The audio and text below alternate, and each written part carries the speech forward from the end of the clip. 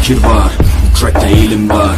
Beslenir iman, her yer ihtilaf, şer ve istila, bence bir liman. Gerçekte kitapta yazılı bu Kur'an. Dur bak burada, flow mus'ab, anlatır hak kitap, yalan ve hakikat, cabası tarikat.